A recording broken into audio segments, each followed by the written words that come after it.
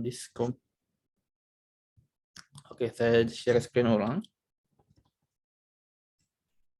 Ya, jadi tadi ada kesalahan teknis karena tools dari Zoom-nya tidak muncul, sekarang udah muncul sih. Oke, kita bisa mulai untuk minggu kedua ini dengan judul Clean Code and Clean Architecture. Sebenarnya ini lebih ke balik lagi ke teori, di mana lebih ke mindset juga, mindset dan teori. Tujuannya apa, detailnya kayak gimana, kita akan coba bahas di sini. Buat teman-teman, nanti kita juga akan coba try untuk ini ya, komunikasi dua arah ya. Jadi nanti mungkin ada sedikit di tengah-tengah kita interaksi supaya lebih enak aja, supaya teman-teman juga bisa sedikit lebih paham dan bisa ngobrol bareng juga sih. Oke, next kita akan ke ini. Yang teman-teman lihat di sini apa? Kalau boleh tahu.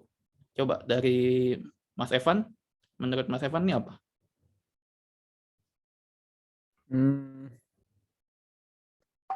Orang lagi ngomel. Orang lagi apa? Lagi ngomel. Iya, ngomel. Ngomel, iya. Kalau menurut Mas Agung, dia lagi ngapain? Lagi garuk punggung kah? Atau lagi gimana? Atau lagi ngantuk kah?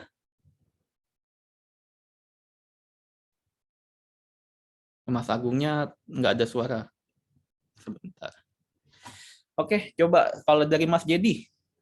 Kalau Mas Jedi, menurut Mas Jedi dia lagi ngapain, Mas? Itu kayak mau gebrak keyboard ya, kayak keyboard itu. Ya, begitulah kelihatannya. Memang dia tampak emosi, dia tampak marah. Marah bukan karena apa, kita nggak tahu dia marahnya kenapa. Cuman yang mau saya pakai sebagai ilustrasinya adalah sebagai developer. Kadang kita kerjanya itu dihadapkan pada sebuah kerjaan yang bikin emosi. Pasti ada dong, nggak mungkin nggak. Ya, namanya kerjaan developer pasti stres ya. Nah, emosinya karena apa menurut teman-teman? Kira-kira kalau teman-teman kerja sebagai programmer, apa sih yang bikin emosi kadang? Kalau boleh tahu. Kalau dari Irfan?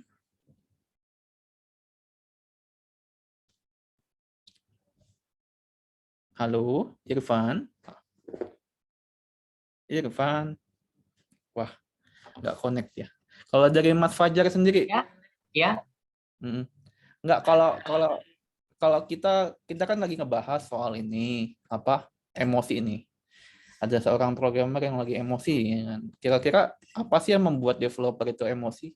Kalau boleh tahu. Bug sih, bug yang nggak selesai-selesai. Bug yang nggak selesai-selesai. Oke, nah itu mungkin dari pengalaman pribadi ya. Oke, nah coba kita lihat ilustrasi selanjutnya. Dan memang betul. Jadi ini adalah suasana di mana sebuah tempat berantakan dan ketika kita coba beresin nggak selesai-selesai.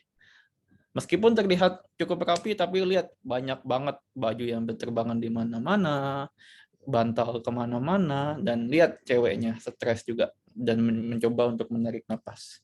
Ilustrasi di sini menggambarkan bahwa sebenarnya saya pengen ceritain itu kerjaan developer itu kalau misalkan bikin emosi dan kita coba berusaha beresin ya akan susah karena memang secara logiknya kita tuh berpikir keras dan kadang bisa aja kita ada miss kan. Nah, ini juga ada kaitannya dengan code yang kita bikin sebenarnya. Jadi buat teman-teman mungkin ketika kita beresin code sesuatu atau kerjain sebuah code dan itu ada problems, mungkin problemsnya bukan di fitur, tapi mungkin di bagaimana cara kita coding. Who knows? Kita nggak tahu kondisinya, masing-masing punya masalah, masing-masing mungkin problemsnya beda-beda, tapi yang menurut saya adalah salah satu indikator orang progresnya lambat atau bug-nya terus-menerus ada, atau misalkan memang bikin stres, biasanya itu ada kemungkinan karena masalah clean code atau kualitas code yang kita bikin. Oke, coba teman-teman lihat di sini. Coba saya mau ajak teman-teman untuk baca satu-satu dari tulisan-tulisan yang ini. Nah, mungkin boleh dari Mas Agung. Gimana Mas? Bisa dilihat apa yang ada di screen ini? Atau Mas Fajar? Atau Mas Irfan? Siapa yang bisa jawab? Ayo. Ini sebenarnya ini nih apa? Apa yang ada di screen ini kira-kira? Dan Mudah dibaca, Mm-mm. ter ter terarsupensun, mudah dimengerti, mudah. Oke. Dan kenyataannya mudah gak? Susah. Enggak. Kenapa nggak mudah? Soalnya ada yang disingkat-singkat, terus ada warnanya nggak sesuai. Uh-uh. Gitu sih. Itu adalah kondisi kadang di sebuah proyek tuh kondisinya seperti ini, di mana yang harusnya bisa disusun rapi, bisa gampang dibaca, gampang dimengerti, dan mudah ditelusuri, itu jadi sulit karena memang kebiasaan developer, termasuk saya, ya kan. Saya juga kadang cukup ini ya, kayak karena buru-buru waktu itu sempat ngoding dan akhirnya kayak pakai jalan pintas lah, kayak buat sebuah function yang namanya misalkan function A gitu kan, dan kemudian di function A itu saya nggak jelasin nih fungsinya buat apa, sehingga ketika besoknya saya coba kerja lagi saya lupa ini function buat apa, dan akhirnya saya coba telusurin dan itu memakan waktu yang sangat banyak, dan jujur itu membuat saya stres. Kemudian kalau kita coba dengan mindset kayak gini, sebentar, ini dari yang tidak terbaca menjadi terbaca jelas, tersusun rapi, mudah dibaca, mudah dimengerti, dan mudah ditelusuri. Bandingkan bedanya. Anggaplah ini adalah sebuah code. Ya pasti kita akan lebih memilih code yang kayak gini kan, yang bisa dibaca rapi, mudah dimengerti, dan mudah ditelusuri. Oke. So, sebenarnya clean code itu simple. Saking simpelnya ya ada istilah ya, kalau kita ngoding, sebut aja KISS. Keep it simple, stupid. I mean, nggak perlu terlalu gimana-gimana amat. Just tulis aja code yang apa yang ada sesuai dengan fungsinya gitu loh. Jangan dibikin ribet, jangan dibikin singkatan-singkatan, pokoknya jangan dibikin aneh-aneh deh, karena itu akan menyulitkan kalian nanti. Tapi ketika kalian coba mulai code secara simple, stupidnya di sini dalam arti stupid yang positif ya, maksudnya yang mudah dimengerti siapa aja. Jadi kita nggak perlu lagi yang namanya buka kamus, kita nggak perlu lagi yang namanya ingat-ingat ini codingnya apaan sih, kok gue waktu itu ngodingnya begini ya kan. Jadi ketika kita coba jelasin secara jelas ya, tanpa perlu kita pikirin ya, itulah artinya gitu loh. Keep it simple and stupid. Next, gimana caranya? Apa aja sih yang masih dilakuin, dan kayak apa sih clean code itu kan?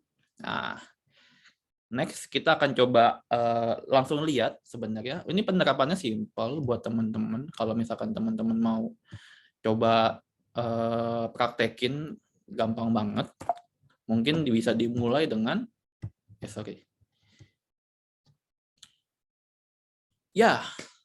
ini adalah sebuah contoh code yang memang dibuat saya ngambil dari internet to be honest, dan memang ini cocok banget untuk menjelaskan bagaimana clean code itu sebenarnya. Jadi sesimpel clean code itu memiliki nama variabel yang bersifat deskriptif. Ya. Kalau teman-teman bisa lihat di sini, apa yang teman-teman lihat? Apa yang dimaksud dengan deskriptif? Variabel apa sih yang dimaksud dengan deskriptif? Boleh coba bantu jawab dari Irfan mungkin?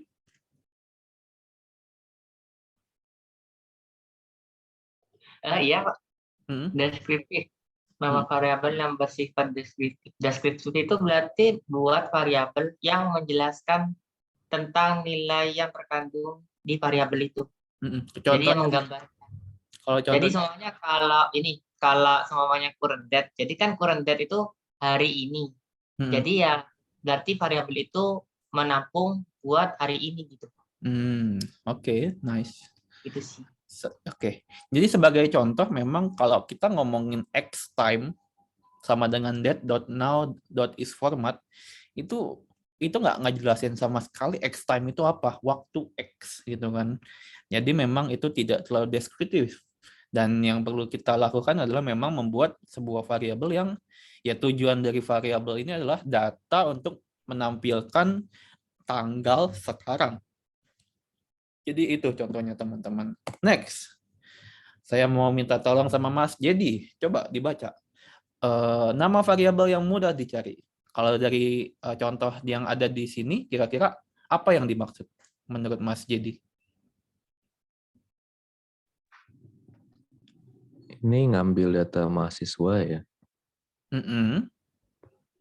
Coba kita fokus ke nama variabel yang mudah dicari. Sorry. Dari contoh di sini, gambaran ini gimana sih? Apa yang dimaksud mudah dicari itu? Kira-kira paham nggak konsepnya? Kalau mudah dicari, ya ketika kita coba di Ctrl F tuh, misalkan kita mencari variabel yang topiknya mahasiswa, meskipun kita belum tentu tahu pasti mau ambil data bentuk apanya begitu. Tapi karena di contoh yang di line 7 ada kata mahasiswanya, setidaknya di hasil pencariannya variabel mahasiswa itu muncul juga, sehingga kita bisa lebih mudah carinya. Tapi kalau setahu saya sih ya, kalau variabel gitu harusnya camel case sih, sama kayak yang slide sebelumnya. Nice point. Jadi memang sebenarnya variabel itu bervariasi, Mas. Jadi tergantung aturan yang punya codingnya. Rata-rata ada yang camel case. Kalau biasa, Mas, kalau kita sukanya pakai Java atau yang OOP, biasanya memang pakainya camel case. Cuman kalau di JavaScript, ada yang pakainya underline. Jadi itu variasi sih. Cuman memang lebih enak pakai camel case sih, karena itu kan dua. Yang underline itu sebenarnya kayak nambah jumlah byte, jadi sebenarnya agak sedikit sedikit pemborosan meskipun nggak terlalu signifikan, tapi enaknya di sini kayak lebih mudah dibaca sebenarnya. So it's free for you guys to use underline or camel case. Yang penting secara standarnya ya jangan berubah-berubah aja sih. Oke, di sini kenapa yang result ini bad? Karena ya balik lagi, result ini tidak menjelaskan. Sebenarnya result ini juga tidak deskriptif juga. Ini cuma hasil apaan kita nggak tahu sebelum kita baca data mahasiswa ini kan. Kalau kita nggak ngerti ini ya kita nggak akan tahu nih resultnya ngapain. Dan kalau kita pencet result ya result itu bisa ada di mana aja. Bayangkan kalau teman-teman punya function 100 function yang memang ya sebagian mungkin ada kata resultnya, itu akan susah banget dicarinya kan. Nah, itu contoh yang kedua. Contoh yang ketiga, ini pemberian nama konstan untuk magic number. Maksudnya gimana kira-kira? Mungkin dari Mas Evan bisa bantu jawab? Oh iya, sebentar.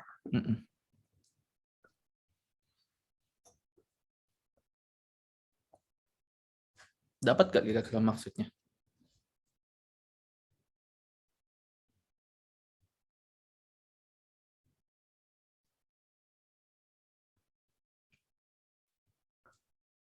Halo Mas Evan. Iya, sebentar lagi baca dulu. Oh, lagi baca. Oke. Pemberian nama konstan untuk magic number. Jadi ini maksudnya angka yang nggak berubah-berubah di-define dulu ya? Didefinisin dulu sebelum digunain. Begitu bukan? Ya, mirip-mirip. Jadi sebenarnya ini bukan masalah angka yang tidak berubah-berubah sih sebenarnya. Jadi kalau kita ngomongin soal angka kan tidak deskriptif ya. Jadi tidak menjelaskan nih angkanya angka apaan, 9,8 tuh ngapain. Apa ini 9,8? Kenapa dikali sama tinggi? Sedangkan di sini fungsinya adalah get potential energy, di mana rumusnya adalah berat massa dikali angka yang nggak jelas ini dikali tinggi. Dan sebenarnya angka ini harusnya kalau kita baca rumus fisika sebenarnya ini menggambarkan gravitational constant, di mana kalau ngoding itu jangan sampai kita masukin angka yang kita sendiri nggak tahu nih, tiba-tiba suatu saat kita baca lagi lupa gitu kan. Kita masih jelasin, oh ini adalah kita harus bikin konstan yang namanya gravitational constant dengan angka sekian, di mana ketika kita baca function yang bawah itu, oh ini adalah rumus cari potential energi gitu kan, tanpa perlu mikir 2 kali gitu kan. Mungkin secara effort ya kita menambahkan sebuah variabel konstan. Tapi dengan effort ini ke depannya kita akan gampang banget ngebacain logic ini. Jadi kalau misalkan kita anggaplah sebuah code ini ada banyak banget function, dan function isinya semuanya angka. Ya kalau misalkan kita nggak terlalu jenius amat ya kita akan lupa angka itu definisi dari apa. Makanya kita mesti bikin sebuah konstan untuk angka-angka yang mungkin perlu di-define sih gitu. Dan ini salah satu contoh, mungkin ini saya coba jelasin gantian. Di sini konsisten dalam pemberian nama variabel atau fungsi. Teman-teman coba lihat di bagian variabel atau nama fungsi, get all mahasiswa, get supervisor lembaga. Jadi memang di sini yang tidak konsisten adalah all-nya. Di mana kalau misalkan yang jeleknya adalah ini get all mahasiswa, tapi ini get supervisor lembaga. Berarti supervisornya semuanya atau enggak? Atau cuma satu supervisor aja? Nah, itu akan bingung sih. Jadi makanya kalau misalkan mau bikin yang konsisten, kalau all ya semua all. Kalau misalkan get mahasiswa ya get supervisor, nggak ada masalah. Jadi sesimpel itu sih. Hal sesimpel itu juga ya mungkin nggak terlalu signifikan ketika otak kita lagi asik-asik aja gitu kan. Tapi ketika otak kita lagi mumet, ya ini cukup pengaruh. Jadi akan sedikit mengganggu sih ketidakkonsistenan ini. Nah, yang baiknya adalah antara mau pakai all atau enggak sama sekali. Jadi di sini kita mesti konsisten. Next, clean code itu harus memiliki satu tujuan dan seminimal mungkin. Boleh tahu nggak kenapa kira-kira harus memiliki satu tujuan dan seminimal mungkin? Mungkin dari Mas Fajar, ada Mas Fajar nggak di sini? Halo. Ya.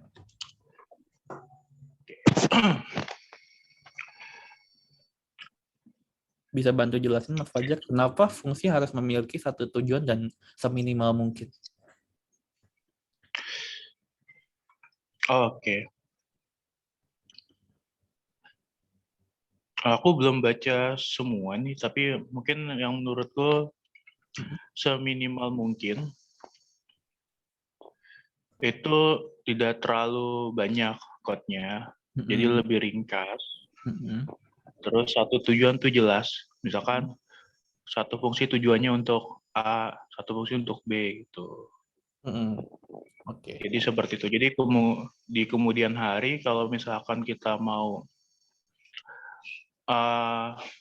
membutuhkan hasil ini, pasti pakainya satu fungsi itu aja gitu, nggak belibet gitu. Seperti itu. Oke. Thank you Mas Fajar.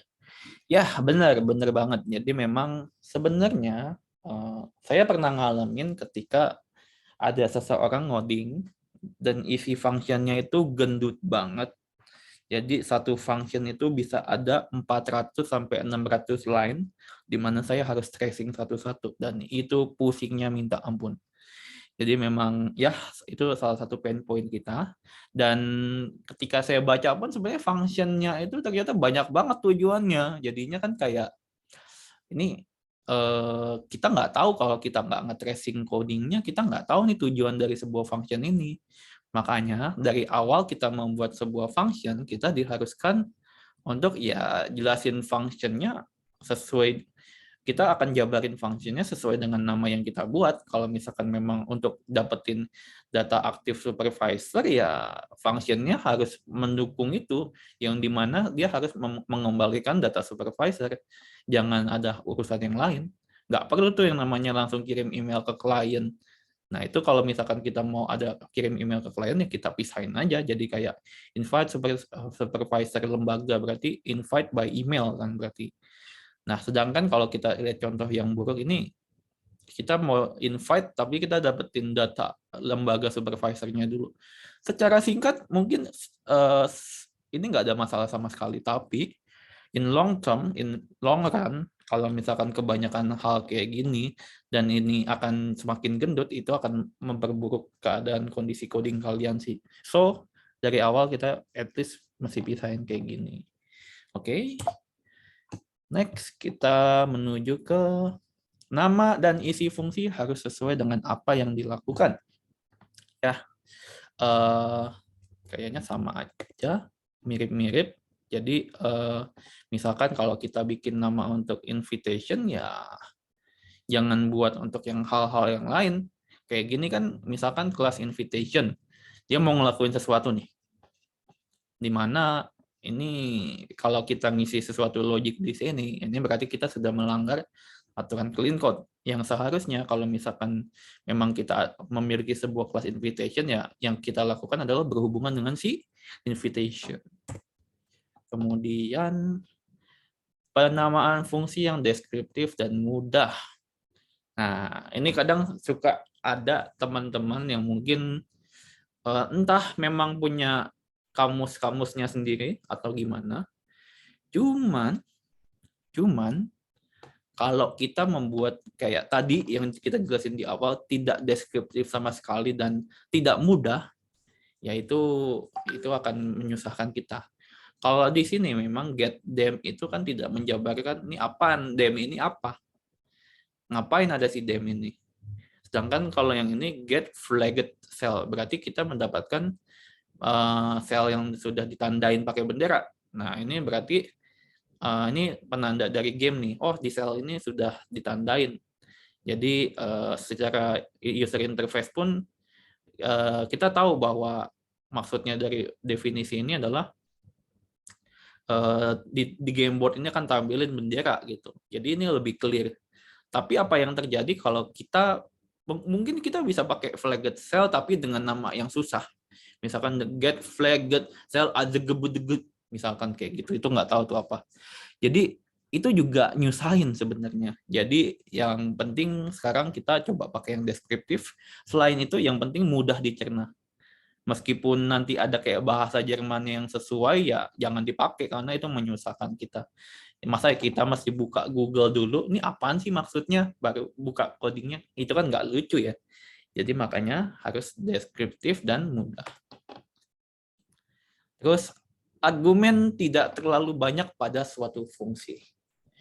Kira-kira maksudnya gimana? Di sini ada Mas Agung. Halo, dari tadi Mas Agung belum jawab. Halo Mas Agung.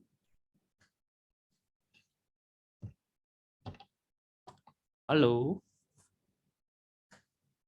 Oke. Kalau dari Irfan, menurut Irfan gimana ini?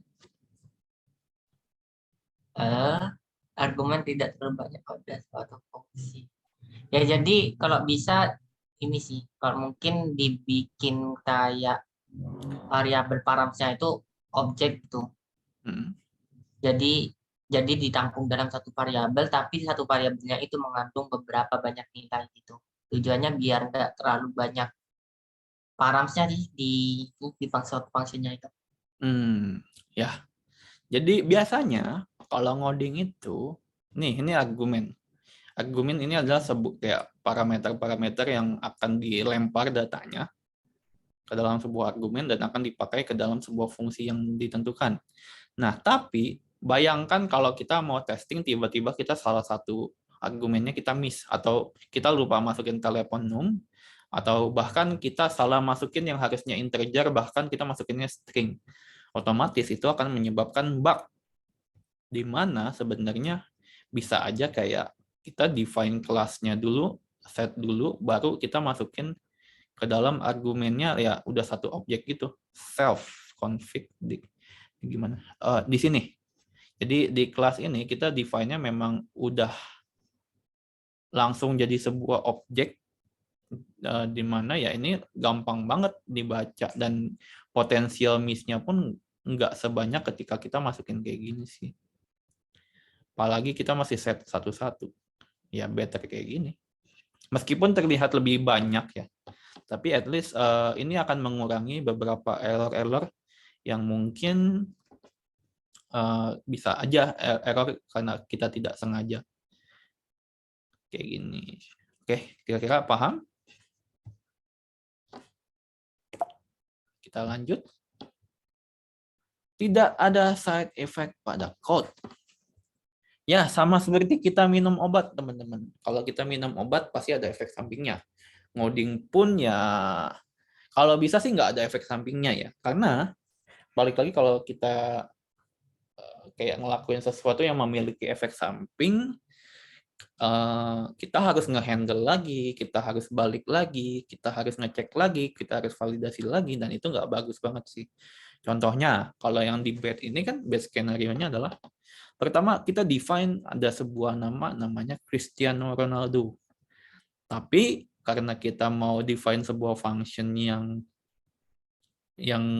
ngeganti namanya nama Cristiano Ronaldo, dan kita ganti si Cristiano Ronaldo itu kita ganti jadi split, jadinya Cristiano dan Ronaldo, dan itu akan mempengaruhi variabel sinamenya. Jadi sinem Cristiano Ronaldo ini berubah nih statusnya. Jadi ketika kita pakai print name, yang terjadi adalah Cristiano Ronaldo rusak. Dan ini langsung mungkin isu ini langsung error sih. Ini langsung error to be honest, karena variabel name ini juga bukan array. Jadinya isu banget sih ini. Tapi ketika kita mau coba execute dari sisi namanya si ini, Cristiano Ronaldo ini, tapi kita dalam bentuk function, dan kita tidak mengubah global name-nya, ya berarti kita mempertahankan status variabel dia. Tapi yang terjadi adalah ketika kita panggil function ini, ya kayak kita mengcopy nama function-nya, dan langsung di-split, dan ya, Cristiano Ronaldo terdefine dengan variabel baru, tapi si name-nya pun tetap si Cristiano Ronaldo. Dan ini berarti artinya tidak memiliki side effect pada si variabel name-nya. Kayak gitu sih. Next, kita akan menuju ke hal yang lain. Oh, udah habis. Jadi sebenarnya dengan teman-teman ngelakuin hal-hal yang kayak gini aja, ini udah sangat membantu banget. Jadi bayangin kalau semua coding bisa dijelaskan kayak sejelas ini, dan teman-teman ngelakuinnya juga nggak susah-susah amat toh. Yang penting tinggal commit dan coba ikutin aturan-aturan clean code, dan teman-teman akan menyelamatkan mungkin kolega atau menyelamatkan teman-teman sendiri sih dari kepusingan dari codingan yang teman-teman buat. So, dengan begitu teman-teman ya sudah berhasil menjadi developer yang bersih dan memang ya mengurangi dosa manusia lah. Yang namanya orang stres pasti ngomong kasar atau emosi, itu kan dosa ya. Cuman kalau misalkan kita bisa mengurangi dosa orang lain kan itu juga bagus gitu loh. Jadi mungkin kenapa sih kayak lebay banget sampai ngomongin dosa, emosi. Ya kenyataannya memang banyak banget kalau di dunia kerja itu kita suka ngoceh-ngoceh sendiri sih. Bahkan kita sempat pernah ada kayak konflik. Ini gimana sih Mas? Kok codingnya begini? Harusnya kan ini jadinya begini. Harusnya kan A jadinya B. Jangan dibikin begini dong. Nah itu kayak kadang memunculkan sedikit gesekan sih. Secara komunikasi juga nggak bagus. So ya dari awal kita udah bisa mesti hindarin hal itu. Minimal dengan cara clean code ini.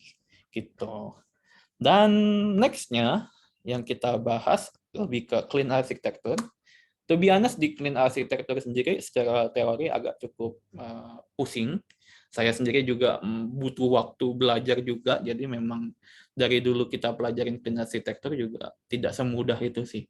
Tapi nanti kita akan coba lewatin sama-sama, biar kita sama-sama ngerti. Buat teman-teman yang memang belum paham, nanti saya kasih resource-nya untuk baca-baca lagi, biar dipelajarin secara perlahan sih. Tapi overall gimana? Kalau dari sisi clean code sendiri, dari teman-teman apakah cukup paham atau masih ada pertanyaan? Boleh kita buka sesi pertanyaan pertama sih. Kalau ada pertanyaan, boleh silakan.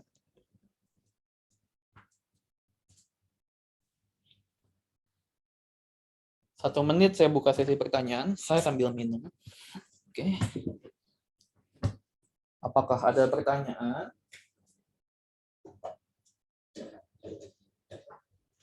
Sepertinya cukup jelas. Oke. Berarti kita bisa next aja ya. Dan kita akan masuk ke clean architecture. Jadi mohon maaf jika di sesi ini agak membosankan, tapi tolong ditahan-tahan aja. Di sini kita sama-sama belajar. So, that's next. Ke apa yang dilakukan sama clean architecture sendiri sih? Kayak apa itu clean architecture dan kenapa masih clean architecture? Itu jadi sebuah pertanyaan sih yang ada di kepala saya ketika saya pertama kali dengar. Memang banyak yang menjawab kalau clean architecture itu lebih ke separation of concern, di mana sesuatu yang dipisahkan secara rapi ya akan lebih mudah dibaca dan lebih mudah diproses. Jadi concern-concern dipisahkan sesuai dengan porsinya, maka ketika kita akan melanjutkan sebuah action tersebut, itu akan lebih mudah untuk adaptasi. Intinya itu sih, separation of concerns. So, dari sisi tujuannya, lebih ke independent of framework, testable, independent of UI, independent of database, independent of any external agency. Maksudnya apa sih? Apa itu yang dimaksud dengan independent of framework? Sebenarnya kalau kita ngoding itu kan kita nggak cuma ngomong sebuah website front end, kita nggak cuma ngomong sebuah kayak program atau aplikasi. Enggak. Kita ngomongin soal solusi. Dan solusi itu ya harusnya tidak terkait dengan si framework sendiri. Jadi kalau kita mau bikin dengan clean architecture, kita bisa aja bikin sebuah logic yang bisa kita pakai untuk framework manapun, tergantung penyesuaiannya seperti apa. Dan ketika kita udah bikin pun, ya proses testingnya akan lebih gampang. Kita bisa banget tuh ngetes tanpa harus mengedit atau tanpa harus ngotak-ngatik bisnis logiknya. Dan itu secara praktisnya, kalau kita bisa bikin coding yang ditesnya gampang, kemungkinan bug-nya juga kecil sih. Dan independent of UI. Logic bisnis juga tidak terikat dengan UI. Jadi UI-nya mau dibikin gimana pun, mau dibikin UI yang cukup aneh, yang mau bagus, mau jelek, itu nggak terkait dengan bisnis logic yang sudah dibuat. Di mana bisnis logic bisa disesuaikan dengan UI manapun, tanpa harus mengganggu satu sama lain. Kemudian independent of database. Bayangin kalian bikin sebuah API, API-nya bisa multiple database. API-nya bisa gonta-ganti database. Besoknya kita pakai Mongo, besoknya kita pakai SQL. Nah, dengan menerapkan clean architecture, kita bisa banget tuh untuk kayak menyesuaikan. Jadi nggak terlalu terikat pada satu database. Ketika kita ganti database, semua jadi error. Itu enggak. Jadi memang diharapkan di clean architecture itu tidak terjadi hal seperti itu. Independent of any external agency. Any external agency sih lebih ke sisi luar layer dari clean architecture ya, di mana ya kayak contohnya UI, API, atau connection third party API. Ya kita tidak terikat dengan hal itu, jadi memang bisa dicabut pasang sih. Next. Ya, clean architecture itu lebih ke proses bongkar pasang yang lebih gampang. Jadi kita bisa pisahin, kita bisa bongkar, kita bisa kalau misalkan mau ke bisnis logiknya kita bisa kotak-katik ya, kita kotak-katik bagian bisnis logiknya aja. Ibaratkan sebuah puzzle. Puzzle itu kan mungkin kalau dipisah-pisah ya jadi komponen-komponen kecil yang mesti disusun. Tapi ketika susun dan kita mau bongkar pasang itu akan lebih rapi sih.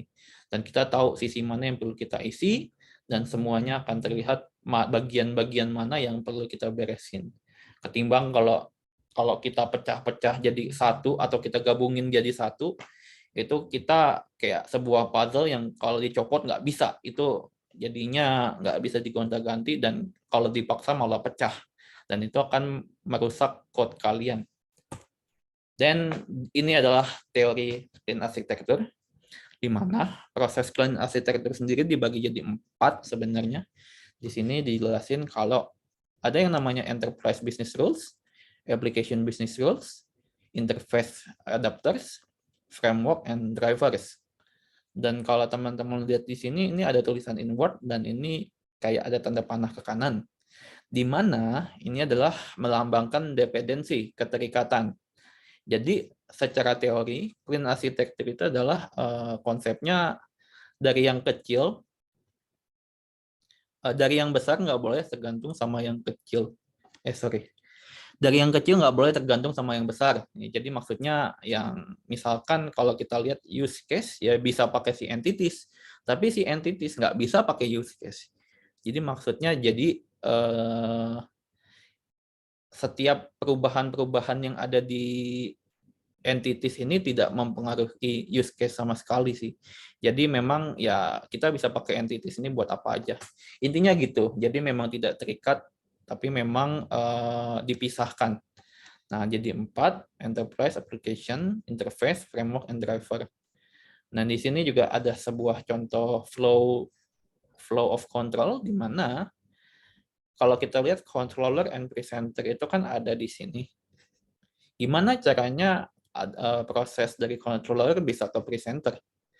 Nah, itu kalau kita mau pakai use case di sini, si controller mesti connect dulu ke satu use case, dan satu use case ini mesti digabungin sama interaktor. Nah, kita buat interaktor di sini.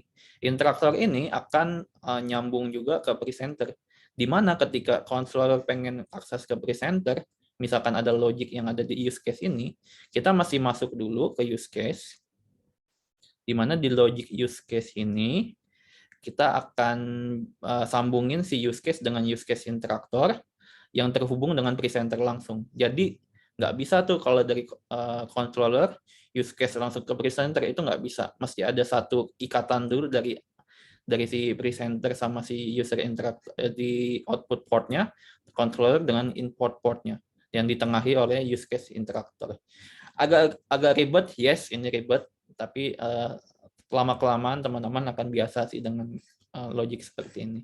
Tapi nggak apa-apa, kita akan coba baca satu-satu dulu.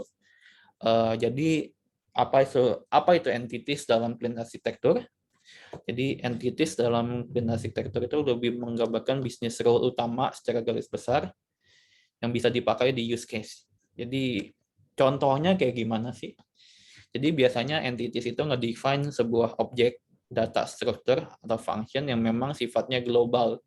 Jadi contoh kalau kita sebut sih lebih ke misalkan kita mau bikin sebuah model data, istilahnya kalau di Android itu namanya user. Jadi kita punya entity user. User punya nama, punya umur, punya jenis kelamin contohnya. Itu adalah sebuah entity, di mana nantinya entity itu akan dipakai oleh si use case. Dan next, kalau kita lanjut di use case ini lebih ke merangkum bisnis role secara spesifik. Dan artinya ya dia yang memanfaatkan entity ini biar jadi sebuah flow bisnis yang memakai data dari entity dan bisa dicampurin, bisa ditambahin, bisa diedit, dan memang tujuannya lebih ke bisnis logic sih. Jadi tapi si bisnis logic ini ya tidak mengubah si isi entities ini, dia hanya memakai si entities untuk sebagai kayak wadah, kemudian datanya itu kita masuk dengan wadah entities ini, datanya kita pakai, kemudian di use case ini logiknya bisa kita mainin secara business flow aja. Jadi dari sini ketahuan biasanya kalau programmer itu bikin business flow ya lebih unik sih. Jadi business flow itu nggak pasti sama dan memang jarang banget sama, bisa aja beda-beda. Setiap company itu punya business flow yang beda-beda. Nah, makanya di use case ini kita masih pisahin sih. Jadi seenggaknya sekali baca tuh kita paham ini maunya si programmer atau maunya si perusahaan ini ngapain di use case ini. Gitu. Dan interface adapter, di mana interface adapter sendiri adalah jadi penengah antara use case maupun entity untuk dapat digunakan untuk bagian luar yang berhubungan dengan driver, UI, web, device, REST API, dan etc. Jadi memang ini tujuannya untuk jadi jembatan sih. Gimana caranya bisnis logic dan entity bisa tersalurkan ke dalam sebuah sistem yang bisa kita deliver ke web, UI maupun interface eksternal, maupun kalau di backend itu ada yang namanya microservices, itu bisa pakai namanya gRPC atau bisa connect ke database. Jadi inilah yang menjembatani. Oke, next. Kemudian framework and drivers, di mana ini adalah layer paling luar dari sebuah clean arsitektur. Yang biasanya kalau DB, external interface, UI, web, HTML, device, itu adalah bagian luar. Dan memang sifatnya itu kita sebenarnya kalau mau diubah silakan, tapi itu akan jarang sekali dirubah. Karena lebih ke ini sih, antara memang itu eksternal yang dimana kita nggak perlu tahu isinya apa, ataupun DB yang secara infrastruktur DB-nya sudah dibuat, yang perlu kita lakuin adalah gimana cara ngisi data yang ada di use case entities ini tersalurkan lewat gateways dan bisa langsung masuk ke input ke DB gitu. Ini contohnya. Kalau teman-teman lihat, ini adalah contoh di mana saya coba bikin dalam bentuk PHP, mungkin biar teman-teman lebih ngerti. Jadi di PHP ini adalah contoh entity. Entity itu yang tadi saya bilang lebih ke ini ya. Entity itu yang ini. Di sini. Jadi pertama kali bikin entity, kita bisa langsung define namanya user, construct, diisi aja variabel-variabelnya, dan ini lebih ke function untuk mengisi data variabelnya. Jadi biasanya memang tidak ada hubungannya, ini tidak ada logik apa-apa, just data objek aja sih. Then ini ada user manager, di mana kita bisa masukin dalam kategori use case. Use case ini berarti memakai entity, di mana dia akan pastinya memanggil si entity user untuk dia coba pakai sebagai variable user repository sih. Nah, di sini memang kalau teman-teman lihat ini ada istilahnya user repository interface. Kalau kita lihat di use case ini sebenarnya bukan user manager aja, kita bisa masukin yang namanya user repository interface yang tujuannya cuman untuk nge-construct sebuah interface. Jadi ini nggak terlalu dependent sama si user manager. Maksudnya gimana? Kalau misalkan kayak kita nggak pakai user repository interface, berarti kayak kita akan nge-define sesuatu tuh di user manager dan ini akan terbinding di user manager. Sedangkan kalau kita bikin interface, ya otomatis kayak kita dependentnya sama yang ini dan yang lain pun bisa baca ini sebenarnya. Jadinya tidak terlalu dependent sama si user manager. Kira-kira seperti itu. Next, di sini ada yang namanya interface adapter. Ini adalah jembatan antara use case dengan tampilan luar. Jadi kalau kita bisa lihat di sini menjembatani lebih ke database, di mana di user repository ini tugasnya mengimplement user repository interface dan memang menghubungkan antara use case dengan si database. Di sini kita bisa lihat ada function untuk add user, ini entity yang di-define dari sisi user repository interface, kemudian kita masukin data-datanya ke dalam database. Gitu. Jadi memang ini sebagai penghubung aja, datanya sudah tersimpan di sini, ya tinggal di-input aja. Gitu. Next. Ini masih interface adapter. Kalau ini lebih menghubungkan ke response API sih. Jadi memang ini kalau buat teman-teman yang back-end, ini tujuannya adalah mendeliver sebuah response API ke Postman atau aplikasi yang memang langsung di-deliver ke user sih. Response with status ini. Dan dia balik lagi untuk logic use case-nya disimpan ke dalam use case manager, dan kita cuma cukup panggil, dan setelah itu ketika kita mau coba sampaikan ke user, kita tinggal bikin sebuah function yang ada request dan response-nya, dan kita tinggal deliver aja ke user tanpa perlu pusingin isi dari use case ini gitu. Jadi ketika kita kerja pun ya kita akan pusing di sini. Kemudian yang dilakukan di user controller hanyalah dapetin data, buang gitu. Kira-kira seperti itu. Nah, I think untuk secara clean arsitektur yang simple memang itu aja sih kalau kita bisa lihat. Tapi ada satu yang belum saya jelasin, lebih ke yang framework and drivers ini. Kenapa? Karena balik lagi ini lebih ke yang harusnya teman-teman udah sering ketemuin sih, kayak Postman itu kan kita nge-hit API, kita return sesuatu. Yang dimaksud dengan framework and driver ya itu. Jadi sesuatu yang nge-trigger agar sistem kita bisa manggil use case, bisa manggil entity, dan balikin ke sini. Intinya seperti itu, teman-teman. Jadi itulah clean arsitektur. Buat teman-teman yang memang pengen coba baca lebih dalam lagi tentang clean arsitektur, bisa banget untuk baca di sini. Di mana ini dijelasin secara lebih rinci apa sih yang dimaksud dengan clean arsitektur dan gimana praktisnya. Jadi that's okay, diproses saja. Jadi memang ini nggak bisa langsung jadi, nggak bisa langsung paham, tapi at least kalau teman-teman biasain baca dan coba mengerti apa yang dijelaskan di blog ini, itu akan bagus banget buat teman-teman pelajarin.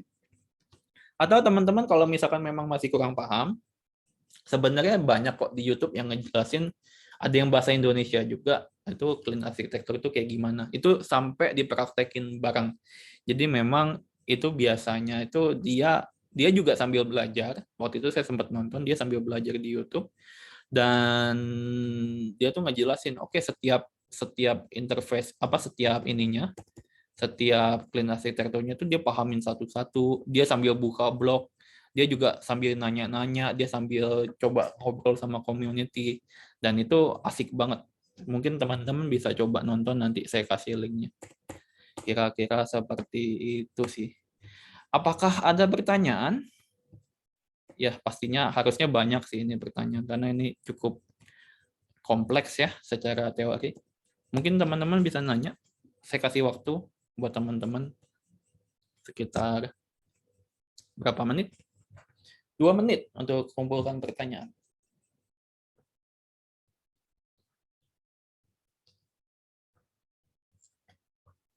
Gimana? Dari Mas Fajar, Irfan, Mas Evan, Mas Jedi, Mas Agung.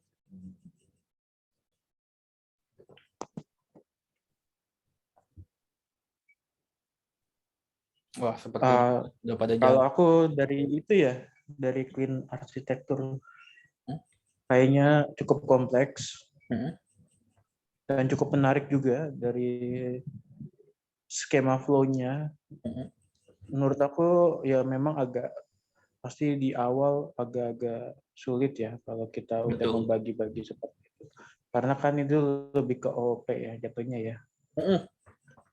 Mirip-mirip sama kayak OOP sebenarnya.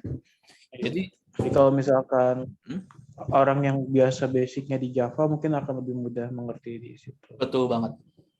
Makanya kalau Mas sering, waktu itu kan Mas juga kerjain Next.js atau kayak bikin, ini lebih cocok sebenarnya kalau kita prakteknya yang sering kita ketemu itu di back-end sih Mas.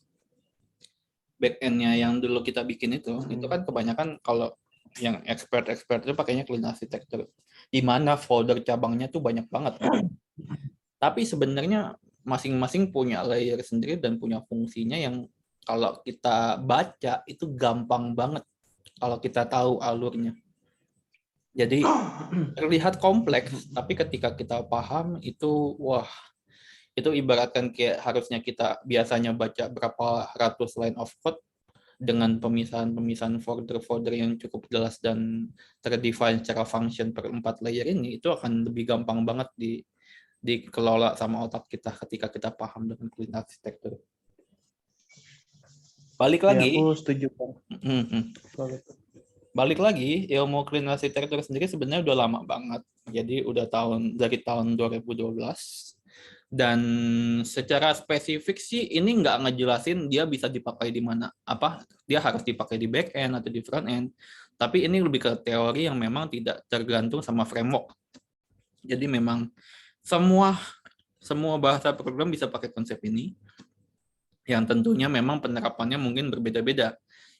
Atau kalau teman-teman memang merasa bahwa ini nggak cocok buat teman-teman, sebenarnya masih banyak masih banyak sih kayak arsitektur clean lainnya yang mungkin serupa tapi tak sama. Mungkin kayak ada yang dulu namanya hexagonal arsitektur. Nah, itu secara konsep mirip-mirip, cuman dia konsepnya ngebagi hexagon. Nah, itu saya nggak tahu secara detailnya gimana. Tapi di luar sana memang arsitektur ini banyak banget dan memang biasa dipakai untuk development program semata-mata bukan karena bukan karena mau menyusahkan diri sendiri, tapi ketika kita ngoding dengan banyak orang, ketika kita bikin sebuah produk yang untuk long term, hal ini dibutuhkan. Dan bayangkan kalau misalkan kita mau menambahkan sebuah fitur, misalkan kita mau nambahin sebuah fitur ya kita hanya perlu define entity, kita masukin use case flow-nya, dan kita tinggal deliver aja tanpa harus nyentuh-nyentuh yang lain gitu loh. Dan bayangkan kalau misalkan dari sisi use case dan entity jadi satu, dan kita mau coba bikin fitur baru yang mempengaruhi, yang mau minta data entity. Entity-nya ini nggak akan bisa kepake sama sekali karena sudah terbinding dengan bisnis flow kita yang sudah kita tentukan sebelumnya. Dan itu jadinya kayak kita masih bikin baru atau kayak kita masih ngotak-ngatik lagi logiknya, dan itu nggak bagus banget. Ibaratkan kita mau bikin satu fitur, kita harus bongkar-bongkar yang fitur lain gitu loh. Dan itu efeknya akan menimbulkan bug jelas karena kita tidak pisahin gitu. Dan kalaupun kita mau testing, yang perlu kita testing kan di use case-nya aja sebenarnya. Jadi apakah logiknya jalan, function dari logic, misalkan kalau user register kan flow perpindahan datanya kan ada di use case, di mana kayak kita akan ngetes function yang ada di use case register ini, apakah datanya masuk dan sesuai, dan itu gampang banget ditesnya. Coba bayangkan kalau itu, anggaplah kita hilangkan semua clean architecture ini, kita pakai konsep yang biasa di controller kita mau ngetes itu udah kecampur-campur sama codingan yang lain. Boro-boro mau ngetes, buat kita ngetes aja itu kita masih effort khusus bikin sebuah function yang ada di controller, dan itu bisa mempengaruhi hal yang lain. Jadi ketika kita mau bikin tes, kita akan ganti lagi. Ketika udah selesai tes, kita ubah lagi di sini. Dan itu nggak bagus banget sih. Makanya ada istilahnya ya susah-susah dahulu, senang-senang kemudian. Clean architecture itu sama. Jadi kita rapihin dulu, kayak bangun rumah, strukturnya kita kuatin, tapi ketika kita mau rombak itu akan lebih gampang ketimbang kita kalau asal bangun kemudian kita nggak bisa bangun lantai 2. Nah itu salah. Jadi kira-kira seperti itu teman-teman. Ya, baru jam 8:05, berarti kita masih punya banyak waktu untuk diskusi. Mungkin teman-teman mau coba tanya-tanya, mau coba pelajarin, atau kayak bingung di bagian mana, bisa kita coba jelasin ulang. Oke, dari Irfan, Evan, jadi Mas Agung gimana kira-kira? Ada feedback nggak? Saya baru gabung 15 menit sih Mas, jadi belum ada pertanyaan sih. Oke. Mas Agung mungkin tadi ngelewatin ini Mas. Kita tadi ngebahas clean code Mas. Jadi sebenarnya... Ya itu Mas. Iya, maksudnya clean code itu jangan sampai ada function atau variabel yang kepanggil double, apa lebih banyak lagi skopnya Mas. Oke.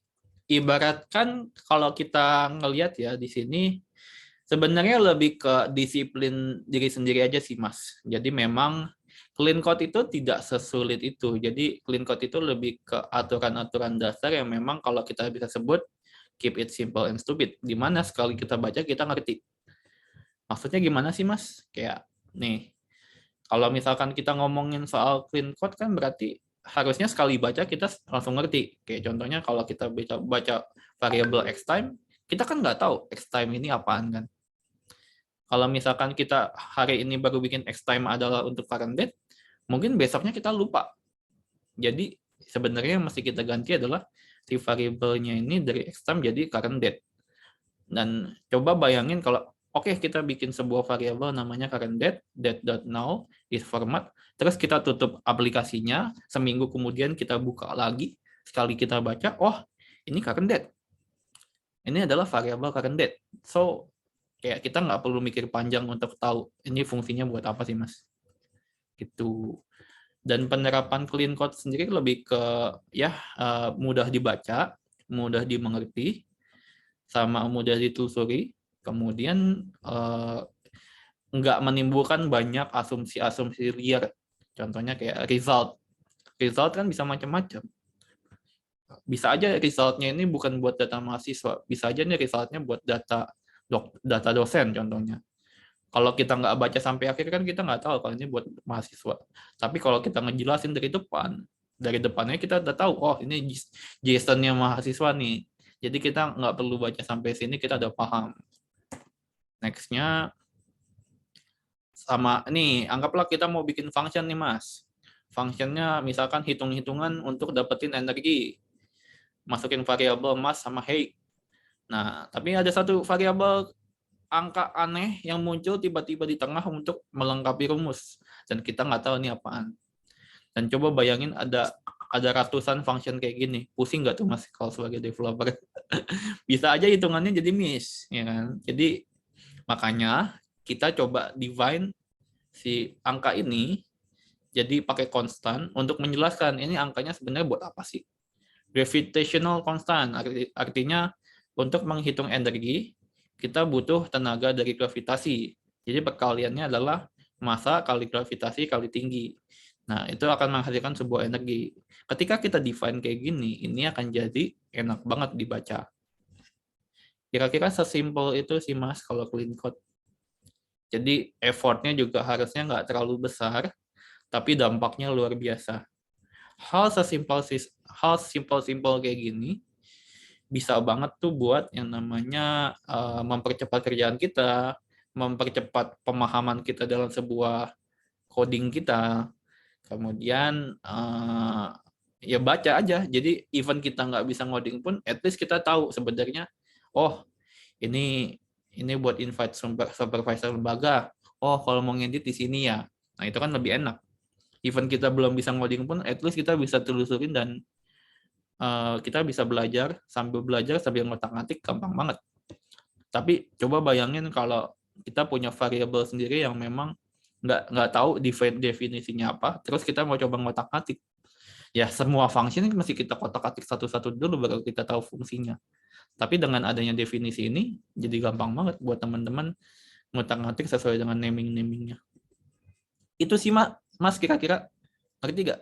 Kira-kira paham nggak maksud dari clean code ini? Iya Mas, paham. Kalau biasanya Mas di company yang udah jalan yang stucknya teknologi itu kalau misalkan ada orang baru masuk gitu kan ya, misalkan bikin kode itu biasanya ada yang revisi nggak sih? Oh jangan begitu, itu nanti susah untuk dipelajari oleh orang lain, dibaca oleh orang lain itu. Ada nggak kayak gitu Mas? Betul. Jadi ini lebih ke related dengan materi kita yang sebelumnya ya Mas ya. Jadi ketika ada orang baru yang coba ngedit itu kan masuk prosesnya ke dalam GitHub ya. Misalkan di GitHub dia nge-push sesuatu nih. Ada orang yang review. Mas, ini codingannya maksudnya gimana Mas? Saya nggak ngerti. Kok definisinya nggak clean ya? Kok ini yang harusnya data get flagged cell, kenapa lu tulis get them? Nanti kan di-review di sana. Nah, ketika kita udah nerapin Git flow, proses review itu akan jadi lebih gampang. Dan kita bisa track hasilnya, jadi ketika dia ngedit datanya pun nggak langsung masuk ke production atau staging. Kita ada proses review, dan proses reviewnya pun masuk ke develop lagi, dan kita tes di sana. Dan pastinya akan di-review semua teman-teman, dan teman-teman bisa betulin di sana sih, di branch develop. Gitu, Mas. Oke Mas, siap. Kira-kira seperti itu. Ada lagi pertanyaan? Nih, kalau saya sih khawatirnya untuk yang clean architecture ini memang susah masuknya sih, karena memang logiknya cukup ya lumayan effort. Saya pun juga masih belajar di sini, to be honest. Jadi, tapi nggak apa-apa, kita sama-sama belajar. Tapi ketika kita berhasil untuk terapin clean architecture ini, percayalah bahwa at least di company tempat kalian kerja itu akan sangat berterima kasih ke depannya. karena kalian telah menyelamatkan proyeknya dia.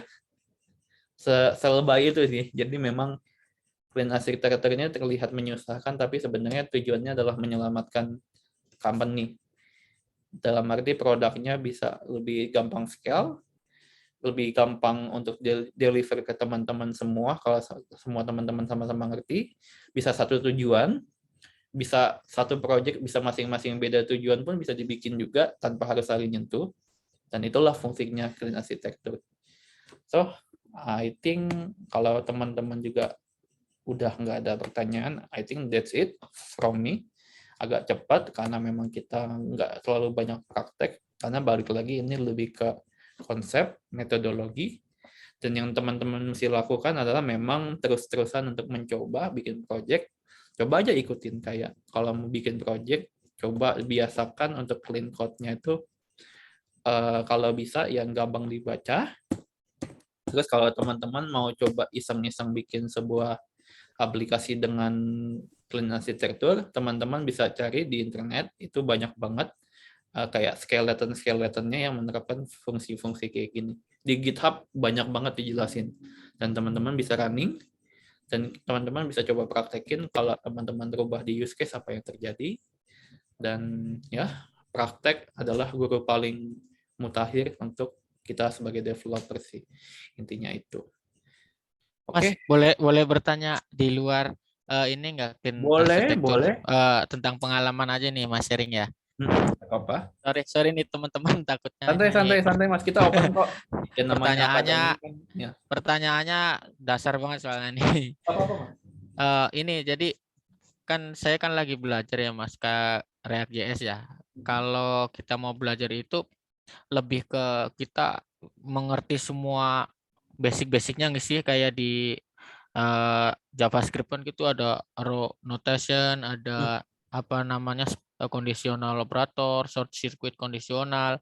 Itu pas kita belajar mendingan kita mengerjakan sesuatu sambil mencari benar fungsinya, apa kita benar-benar pahami sampai ngelotok gitu baru bisa kita lanjut ke belajar sampai ke bikin apa ya namanya kayak program gitu. Gitu aja Mas. Tergantung urgensinya sih Mas. Mas butuhnya cepat atau butuhnya lama sebenarnya. Kalau saya, yang saya lakukan adalah saya pahamin dulu sebagian besar, tapi nggak semuanya. Yang penting bisa running dulu, bisa coba-coba, baru ketika nanti ketemu blocking di tengah, saya akan cari tahu dulu blockingnya apa, saya pelajarin lagi. Saya balik lagi ke fundamental, baca lagi, praktekin lagi, dan seterusnya. Dan itu ya, itu akan lebih efektif ketimbang kita kayak siap-siap dulu, pas itu baca dulu semuanya sampai udah, bahkan sampai kayak kuliah udah jadi sarjana, udah jadi dokter, baru coba bikin, kan itu kelamaan Mas. Karena ya kita sebelum mulai bahkan kita bisa aja berhenti di tengah jalan kalau kita sambil baca ternyata kayak bosen gitu kan. Tapi kalau saya, daripada saya nanti resikonya nggak jadi buat, akhirnya ya saya coba langsung bikin aja. Saya sifatnya lebih kayak gitu sih Mas, kalau menurut saya. Dan mungkin teman-teman di sini juga bisa coba kasih masukan masing-masing preferensinya gimana. Kalau dari Mas Fajar gimana kalau menurut Mas?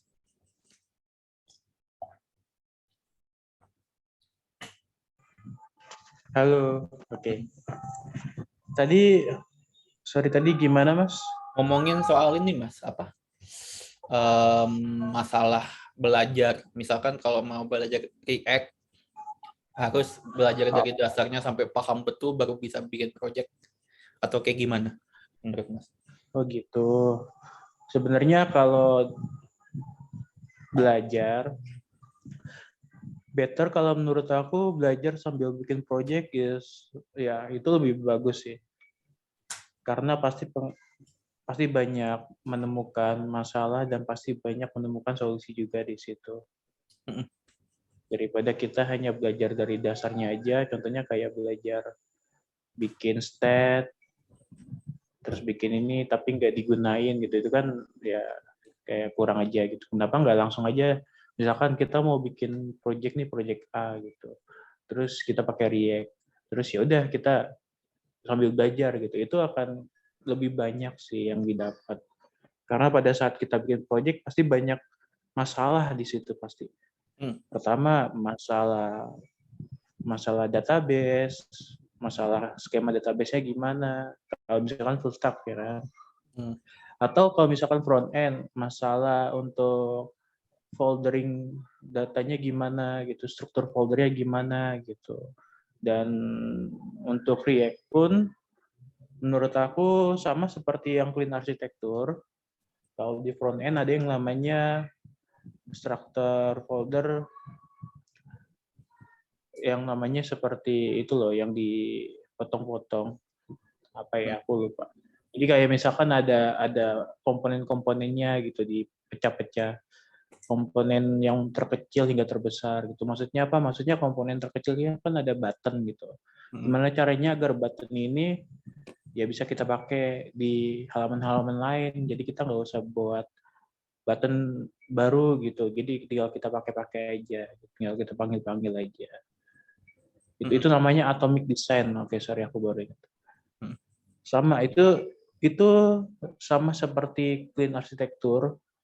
Tapi ini lebih ke clean arsitekturnya front end gitu. Kalau kita udah terbiasa dengan atomic design, otomatis kita akan bisa lebih mudah lagi untuk belajar clean arsitektur juga. Karena tujuannya sama, yaitu memotong-motong jadi kecil, sehingga pada saat kita melakukan debug, jadi kan kita nggak usah ngedebug keseluruhan, kita hanya ngedebug satu komponennya aja. Jadi lebih cepat kalau ada isu kayak gitu.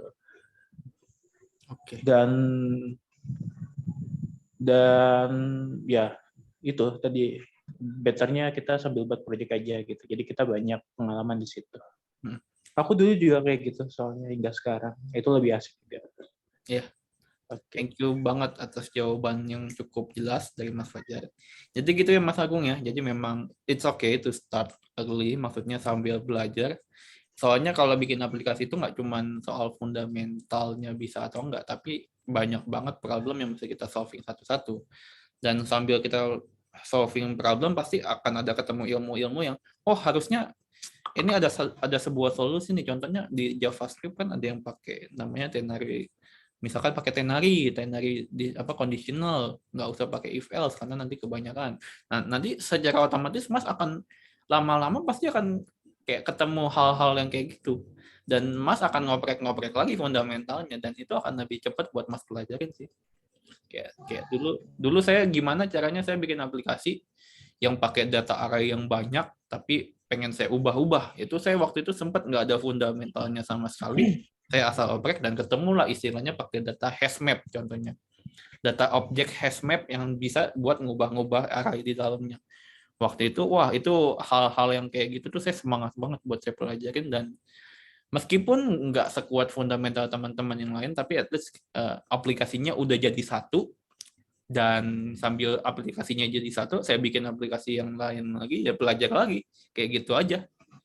Dan kalau dulu kan saya mobile developer ya, dimana mobile developer dulu saya sama sekali nggak tahu Java, Mas. Kuliah semester 7, semester 8, itu saya nggak tahu Java, saya basicnya .NET, to be honest. Kemudian saya belajar sama orang, dan ya cuman dibimbingnya gimana cara bikin aplikasi dari zero aja gitu. Dan pada saat pertama kali diajarin pun saya nggak ngerti yang namanya function, saya nggak ngerti yang namanya parameter, saya nggak ngerti yang namanya ini conditional kayak looping yang bagus kayak gimana, saya nggak paham. Yang saya paham adalah gimana cara bikin aplikasi. Dan dari sana saya belajar, oh ternyata di aplikasi itu ada dasar-dasar yang mungkin saya perlukan untuk saya pelajarin. Baru saya balik lagi, baca teorinya, pahamin lebih lanjut, praktekin lagi, dan di situ saya jadi jauh lebih ngerti. Jadi gitu sih Mas. Dan kuncinya mungkin memang lebih ke bimbingan juga ya. Jadi kalau kita ngoding tapi nggak ada bimbingan atau nggak ada deskripsi penjelasan guide-nya, ya kita juga akan berhenti di tengah jalan. Karena kita nggak tahu, kita belum nyangkut gitu kan. Tapi ketika Mas nanya sama teman yang mungkin tahu progresnya dari nol gimana biar sampai jadi, itu akan lebih ngebantu Mas ketimbang Mas capek-capek belajar fundamentalnya lama-lama baru bikin lagi. Itu pun belum tentu bisa. Kalau Mas jago di fundamental pun belum tentu bisa bikin aplikasi loh. Karena bikin aplikasi itu nggak cuma fundamental, tapi banyak banget. Kayak tadi ada arsitektur, ada nanti device-nya apa, nanti hubungannya logic use case-nya gimana, dan itu banyak sih Mas. Itulah jawaban untuk Mas Agung, semoga menjawab ya Mas. Baik Mas, ini berharga banget buat saya, jadi nambah Mantap. semangat saya. Mantap ya nggak apa-apa. Saya juga dulu start dari nol kok Mas. Teman yang saya yakinin adalah waktu itu saya sempat kayak percaya dalam waktu 6 bulan saya wajib punya satu aplikasi dengan cara apapun, dengan gaya apapun, dan dengan waktu development kayak gimana pun. Saya tuh nggak mikirin sampai aduh capek ya, nggak ada capek-capek. Jadi memang coba aja terus, gagal coba lagi, gagal coba lagi, dan sampai akhirnya kita launching aplikasi yang simple, dan itu masih banyak bug-nya, dan di situ saya belajar fixing bug lagi, dan hasilnya sampai sekarang akhirnya saya bisa bikin aplikasi, saya ngerti back end, saya pun juga lagi coba advancing di dunia arsitektur komputer juga. Saya juga pengen belajar yang masalah server-server, nge-handle security, dan masih banyak cerita yang saya belum lewatin, dan itulah awalnya perjalanan hidup saya di dunia developer itu dimulai dari tenacity atau kayak semangat yang pantang menyerah itu sih Mas. Lebay sih teman. Ya gimana ya, kalau ngomongin perjalanan hidup kan kita akan kilas balik, dan kalau kita nggak punya semangat itu ya boro-boro saya jadi kayak sekarang. Paling ya, itu penting banget Mas buat saya yang masih belajar gitu. Jadi tahu juga ternyata orang hebat itu ya berawal dari ngerintis juga ya. Iya. Berdarah-darah juga gitu. Saya waktu itu belajar itu, to be honest, saya lemah di fundamental sih Mas. Jadi memang setahun 2 tahun itu saya struggle, meskipun bisa bikin aplikasi juga tetap struggle. Tapi ya itulah yang namanya perjalanan. Kita nggak ada yang tahu struggle kayak apa yang bisa membuat kita berkembang. Justru semakin kita struggle ya di situ poinnya Mas menambahkan ilmu baru. Kalau misalkan Mas bikinnya lancar-lancar aja ya berarti Mas nggak belajar. Berarti Mas udah jago, dan ya nggak ada sesuatu yang meningkatkan experience Mas. Ya, di sini saya juga belajar juga dari teman-teman Kameleon, masing-masing punya kayak cara atau solusi atau teknik-teknik yang kadang saya juga nggak tahu, dan itu saya juga belajar dari mereka. So even kalau kita ngomong soal CTO aja, CTO yang kayak Microsoft pun juga belajar ilmu baru kayak dunia blockchain, pas itu nanti dunia web pointry, pas itu kita ngomongin soal open data, apa segala macam, metaverse, masih banyak. Even CTO di luar sana tuh juga masih pada belajar. So don't worry untuk try, nggak apa-apa. Kalau misalkan ada satu momen Mas ada di acara apapun itu, coba tanya aja, jangan takut. Biasanya yang malu bertanya lah yang akan berhenti, yang berani bertanya lah yang akan berkembang. Gitu. Oke, ada lagi yang mau tanya teman-teman? Mungkin sebelum kita akhiri sesi ini, nggak apa-apa lebih early, karena memang itulah materi-materi yang mesti kita sampaikan. Nggak perlu dipaksakan sampai 2 jam sih. Mungkin saya mau nanya lagi, boleh Mas? Boleh, ya. Maaf nih, Mas. Bagus banget Mas. Berarti. Ini Mas, saya itu ada resah gitu ya, resah ya. Ini sih pemikiran saya aja nih, bukan bermaksud merendahkan bahasa program tertentu, karena saya kalau ngeliat di Telegram ya, di Telegram, di Facebook, pokoknya di komunitas-komunitas itu, mohon maaf, itu bahasa yang sekarang dipelajari kan yang udah lumayan bisa bikin aplikasi kan PHP, basisnya Code Editor 3. Nah, itu kata yang di senior-senior itu PHP udah ketinggalan zaman banget, makanya saya mencoba belajar ke React. Apakah React ini lebih bagus apa enggak, saya nggak ngerti. Nah, menurut Mas itu, pandangan Mas nih sebagai yang udah senior, PHP itu masih ini nggak sih di dunia kerja itu masih dicari atau masih demand-nya itu masih tinggi nggak sih? To be honest, PHP is one of the most ini ya, yang paling populer ya saat ini sama JavaScript. Dan kalau dibilang ketinggalan zaman sih, ya sebagian memang ada yang bilang seperti itu, tapi memang kenyataannya teknologi PHP kalau diimplementasi secara web harusnya lebih cepat JavaScript.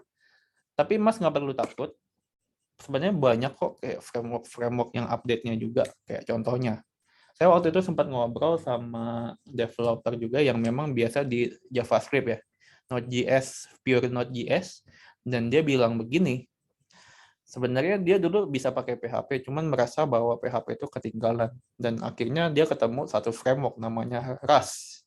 Kemudian dia berubah pikiran lagi, Mas, ternyata PHP tidak seburuk itu kok.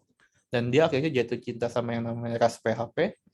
Dan ya kalau di compare ya masih sama-sama oke gitu menurut dia. Secara performance pun masih oke. Dan tergantung versinya, yang namanya framework, yang namanya open source kan bisa dikembangkan terus ya Mas ya. Sampai ke batas potensi maksimalnya.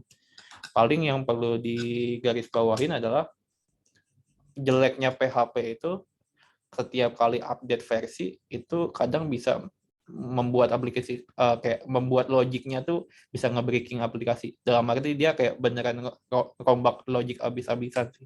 Itu yang nggak enak kalau di PHP. Tapi secara definisi PHP jadul mungkin ya, tapi dibilang ketinggalan zaman dan akan tertinggal belum tentu. Karena itu masih ada potensi untuk tetap maju kok. Toh juga PHP punya fungsinya sendiri, JavaScript punya fungsinya sendiri, tergantung dari bisnis yang dipakai sih. Company yang saya kerjain, yang dulu saya sempat kerja juga masih pakai PHP sekarang, dan masih cepet-cepet aja tuh, nggak ada masalah. WordPress juga masih PHP. Oke Mas, siap. Jadi nggak usah takut. Terima kasih Mas. Oke, I think that's it.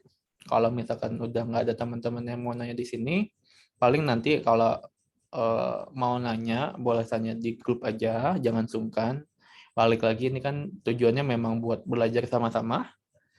So, dimohon juga untuk teman-teman yang misalkan memang ada masukan atau masih bingung, atau bisa speak up aja, biar tujuannya kita sama-sama solving masalah teman-teman, kita bantu. Dengan begitu ya saya juga ketika saya bantu teman juga saya juga belajar. Siapa tahu ada hal lain yang mungkin saya belum tahu, teman-teman tahu, teman-teman juga bisa jelaskan ke saya sih. Itu aja dari saya. Terima kasih untuk sesinya kali ini.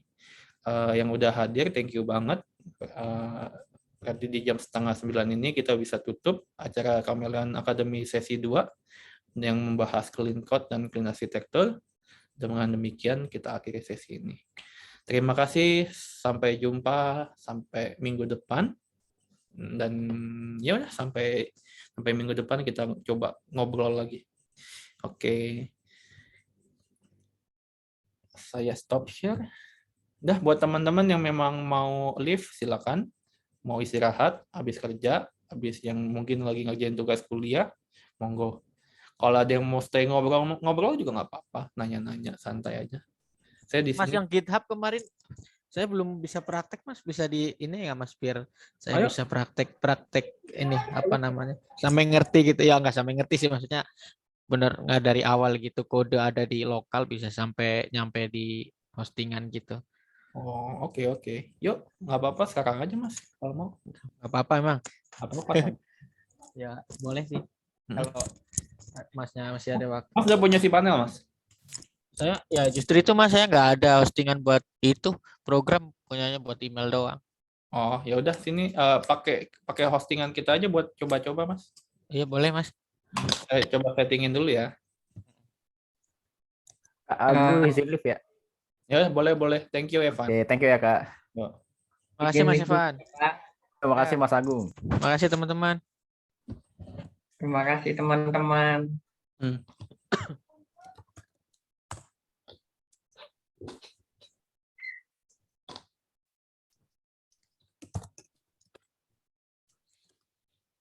Oke, kita mungkin bisa pindah Jimmy aja kali ya Mas Agung. Boleh Mas, share aja Mas.